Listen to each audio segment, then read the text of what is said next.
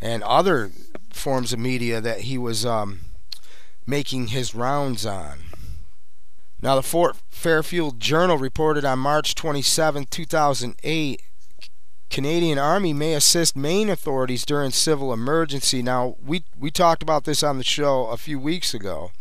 The so-called Civil Assistance Plan allows Canadian soldiers to function with civil authorities in the United States and United States soldiers in the capacity in Canada being declared an emergency. Now, this is not only posse comitatus gone, but now Canadian troops. And if you don't know what posse comitatus, it was 76 law. I get into a lot of trouble. I get a lot of emails when I speak off the top of my head because I really do have a bad memory. And but it is an 1870 something law, and the law was put in effect to keep our military from performing domestic duties. So basically from having the federal government coming in and controlling you on your street. See, it's up to our local authorities, our local form of government, our local democracies, to where the people in our own towns, we decide who has the authority over us. Okay, we decide who the authorities are. And right now, what we're having is a total flip of the pyramid, to where the federal government now is dictating. And not only that, we have the UN dictating to us. And who's dictating to them? Well, these same globalists that are funding all these think tanks and stuff, like the Rockefellers.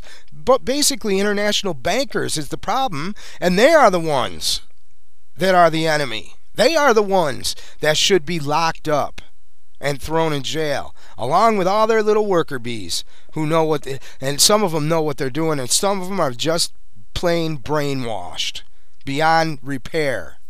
But that doesn't exonerate them from their actions of treason. So posse comitatus is now gone. Okay, now the U.S. military can perform domestic duties, and that means that they could be on our local streets controlling us. Okay, that is a tyrannical government out of control.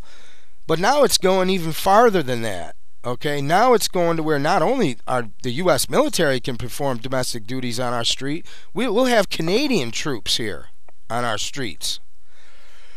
This is an abomination. This is totally unconstitutional too. See, people don't understand what the Constitution is, and there's this idea now, which is indoctrinated through universities and other forms of media and education, that our Constitution is outdated. You know, that it doesn't hold any weight now in the new kind of world. Well, this new kind of world is the New World Order, simply and exactly put. And this, that thing's just a piece of paper. It is not just a piece of paper. It is the law of our land, and our founding fathers shed their blood for that, in order for us to be able to have them rights, to be able to stand up against tyranny and a tyrannical government out of control, which is exactly what's going on right now. But now they're just banning protests. You have to have a permit now in most places to assemble. You know what I mean? They're coming after our guns. Think about it. We're supposed to have the right to assemble and bear arms, freedom of speech, everything else. The Fourth Amendment's gone down the crapper. I mean, we're all now guilty until proven innocent. They're passing thought crime bills. I mean, it is really bad what's going on, and people need to wake up to this, because we're losing our way of life right now. And the only thing that'll be able to stop this is a mass awakening and a protest. You know, we got to take it to the streets. You see these other damn countries, tens of thousands of them going to the streets for a lot less than what's happening here. But like I said, go to your local Walmart, go to your local mall, and look at the people. They're just walking around with glazed over eyes, and everything's all honky-dory, and yeah, I believe everything what the television is telling me. I allow the television to shape my views. Meanwhile, I think that I'm making my own decisions. And I'll say, oh yeah, well that's my decision. You know, I'm allowed to have my freedom of expression and my freedom of thought, and this is what I chose. You know what? I don't think so.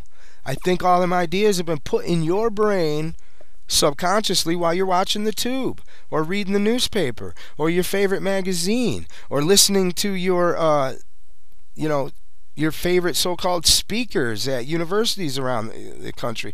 I mean, this is what's happening, okay? And you could say, oh, well, you know, Harry, you're just paranoid, man. What's wrong with you? You could say that all you want, but this is not going to go away. It does not mean that our country isn't being taken over.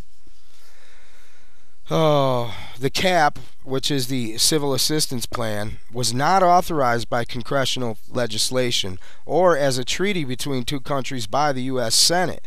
It also seems that the respective state governors and their adjunct generals weren't apprised of the agreement either. Recently, the Fort Fairfield Journal questioned the Maine Emergency Management Agency for their thoughts on the plan, a plan which they were not even aware of. And see, this here is the secret government at work.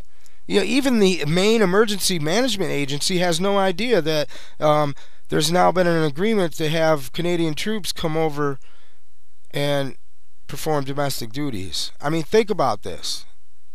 You know, even the Maine authorities themselves do not know that the Canadian Army might be performing duties on American soil. I mean, this is it. This is the ignorance that has plagued our people, even in the branches of government that this totally affects, have no idea what's going on. You know, it's not approved by Congress. It's not approved by us.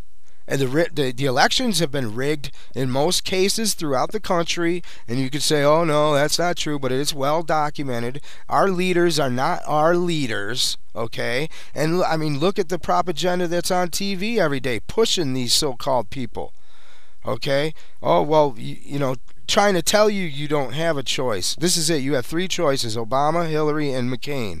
CFR, CFR, CFR. Oops, Obama is affiliated with the CFR until I can find an article. So, you know, and that's what I'm saying. I speak off the top of my head and people come back and go, yeah, where's the proof of that? Well, the proof is in the pudding, and the proof is that his wife is involved in the Foreign Council in Chicago, and that his campaign is funded by CFR-backed multinational corporations. And the fact is that he says he's going to continue the SPP agreements that Bush has started to bring in the North American Union. The facts are all in his speeches that are reported at the Council on Foreign Relations, okay, of his view of globalism, okay? And he might be a nice guy, okay? And he might be, you know, a lot of people are like, oh, yeah, I want a woman.